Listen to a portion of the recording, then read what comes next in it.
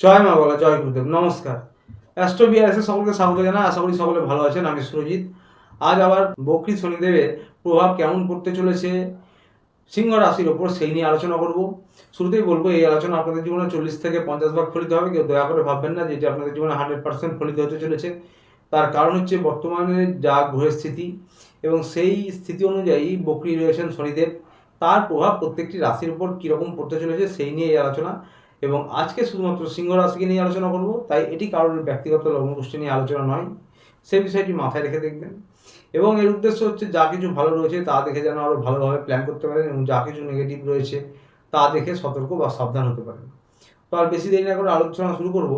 শুরুতেই বলবো, সিংহ রাশির কিন্তু যে স্থানে শনিদেব বক্রী হয়ে রয়েছে সেই কুম্ভ রাশিটি সিংহ রাশির হচ্ছে সপ্তম স্থান, অর্থাৎ হাজব্যান্ড ওয়াইফ, বিবাহিত জীবন এবং পার্টনারশিপ, ব্যবসা, এই সমস্ত বিচার্য করার যে স্থানটি সপ্তম হাউস, সেইখানে কিন্তু শনিদেব বক্রী হয়ে রয়েছে সিংহ রাশির ক্ষেত্রে। এবং এই বক্রী শনিদেবের জন্য 30শে জুন থেকে 15ই নভেম্বর পর্যন্ত বিবাহিত জীবনে মোটামুটি খারাপ ফলাফল দেবেন না শনিদেব। তার কারণ হচ্ছে নিজের হাউসে শনিদেব রয়েছে, কুম্ভ রাশিতে এবং সপ্তম হাউসে।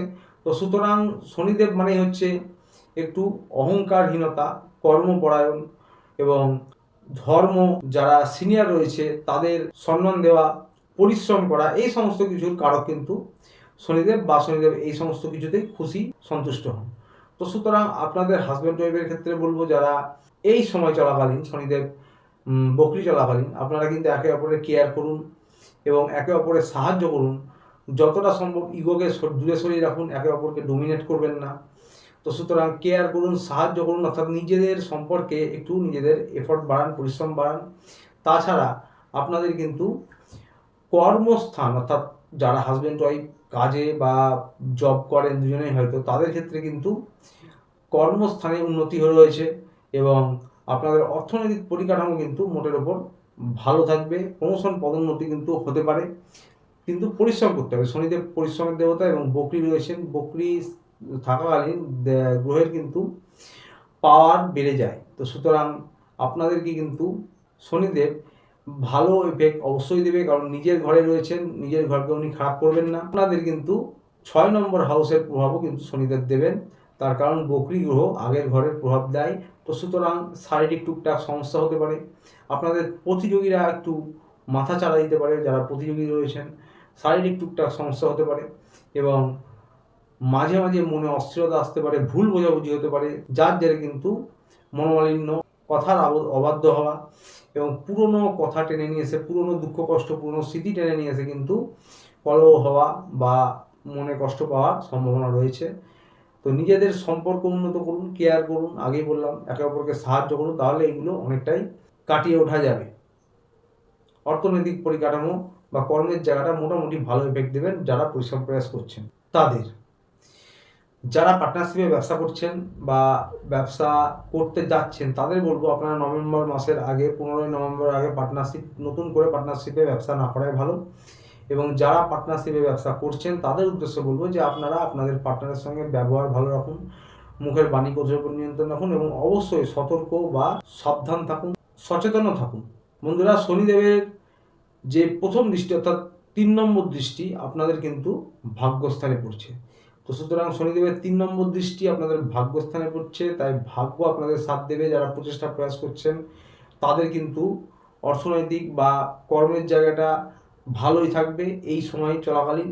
এবং আপনারা পুরনো বা আগে যে সমস্ত কাজ করেছেন, যেগুলোতে সফলতা পাননি, পুনরায় চেষ্টা করছেন বা চেষ্টা করে চলেছেন, এখনও সফলতা পাননি, সেই সমস্ত কাজে কিন্তু সফলতা পাওয়ার সম্ভাবনা রয়েছে। এবং পুরনো প্রমোশন, যারা পুরনো জব চেঞ্জ করার চেষ্টা করছিলেন তাদের সেই সম্ভাবনা তৈরি হতে পারে। পুরনো যে কোনো সরকারি আটকে থাকা কাজ কিন্তু সম্পন্ন হতে পারে, এই বিষয়টি খেয়াল রাখবেন। জমি জমা সম্পত্তি নিয়ে যদি পরিবারে কোনো বিরোধ থাকে বা পুরনো কোনো বিবাদ থাকে, সেই বিবাদের নিষ্পত্তি হতে পারে, কারণ 4 নম্বর হাউসেও কিন্তু আপনাদের শনিদেবের দৃষ্টি থাকবে। তো সুতরাং পরিবারের সদস্যদের টুকটাক শারীরিক সমস্যা হতে পারে এবং পরিবারের যারা সিনিয়র রয়েছে তাদের সঙ্গে কিন্তু আপনাদের বাদ বিতণ্ডা হতে পারে, তাই মুখের বাণী ক্রোধের উপর নিয়ন্ত্রণ রাখবেন, কারণ সিনিয়রদের সঙ্গে মতপার্থক্য হতে পারে। বাবা মায়ের স্বাস্থ্যের খেয়াল রাখুন, যারা পৈতৃক ব্যবসায় যুক্ত রয়েছেন বা আপনাদের পিতারা যারা এখনো কর্মরত, তাদের কিন্তু কর্মের জায়গায় কোনো টুকটাক সমস্যা হতে পারে। পিতার স্বাস্থ্যেরও কিন্তু অবনতি হতে পারে এবং মায়ের সঙ্গে কিন্তু সম্পর্ক খারাপ হতে পারে। তো আগেও বলেছি, যাদের ব্যক্তিগত লগ্নপুষ্টিতে গ্রহের স্থিতি অত্যন্ত খারাপ বা দশা খারাপ চলছে, তাদের ক্ষেত্রে কিন্তু বৈষম্য হতে পারে।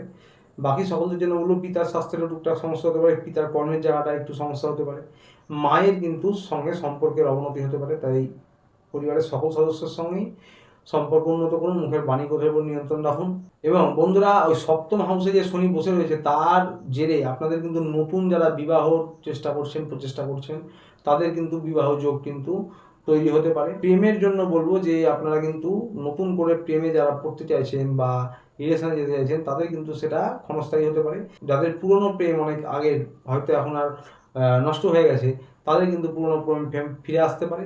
যারা এখন রিলেশনশিপে রয়েছেন, তাদের মধ্যে সম্পর্ক মোটামুটি একরকম যাবে, বোঝাপড়া উন্নত করুন, কিন্তু মাঝে মাঝে ভুল বোঝাবুঝি হতে পারে, মনে অনীহা আসতে পারে, বিরক্তি আসতে পারে এবং আপনারা পুরনো কথা টেনে নিয়ে এসে, পুরনো স্মৃতি টেনে নিয়ে এসে ঝগড়া কলহ করতে পারেন।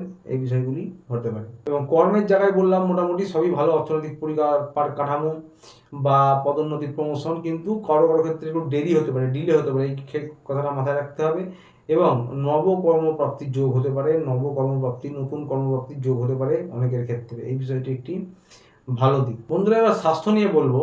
1 নম্বর হাউসে কিন্তু বকরি শনির দৃষ্টি রয়েছে এবং ওটা সূর্যদেবের হাউস।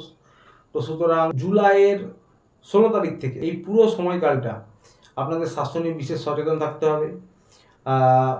চোখ ঝাঁঝা করা, মাথা যন্ত্রণা, ইএনটির কোনো সমস্যা, মুখমণ্ডলের কোনো সমস্যা, বুকজনিত যে কোনো সমস্যা হতে পারে, বুকজনিত, হার্ট রিলেটেড, লাংস রিলেটেড বা এমনি সর্দি কাশি কফজনিত কোনো সমস্যা, high blood pressure, low blood pressure সমস্যা হতে পারে, রক্তজনিত যে কোনো সমস্যা হতে পারে, রক্তাল্পতা, এবং আপনাদের হাড়ে গাঁটে ব্যথা হতে পারে, কোমরের নিচের অংশে থেকে ব্যথা হতে পারে, ইনফেকশন হতে পারে, অ্যালার্জি হতে পারে, স্কিনের সমস্যা হতে পারে। এই সমস্যাগুলি কিন্তু এই সময়কালীনের মধ্যে হতে পারে। তো প্রতিকার নিয়ে বলবো, সকলের জন্য একই রকম এই বিশেষ সময়কালের জন্য, বকরি শনির জন্য। আবার কয়েকটি রাশির সাড়ে সাথী ধায়াও চলছে, তাই সকলের জন্যই বলবো যে শনিদেবের মন্দিরে প্রত্যেক শনিবার পুজো দিন এবং বজরংবলী মন্দিরে প্রত্যেক সপ্তাহে পারলে খুব ভালো, না হলে মাসে একটি সপ্তাহ বা 2 সপ্তাহ আপনারা বজরংবলী মন্দিরে গিয়ে পুজো দেন এবং বাড়িতে প্রত্যহ হনুমান চালিসা পাঠ করুন। অত্যন্ত ভালো প্রতিকার হবে। এবং বাড়ির ছাদে বা উঠোনে এলাকায় কালো কাক থাকলে তাদের কিছু খাবার দিন, তো অত্যন্ত ভালো প্রতিকার হবে। আসছিল এই পর্যন্ত। ভিডিওটি ভালো লাগলে চ্যানেলটিকে অবশ্যই লাইক, সাবস্ক্রাইব করে পাশে থাকবেন। দেখা হচ্ছে আবার পরে ভিডিওতে। ততদিন ভালো থাকবেন, সুস্থ থাকবেন। নমস্কার।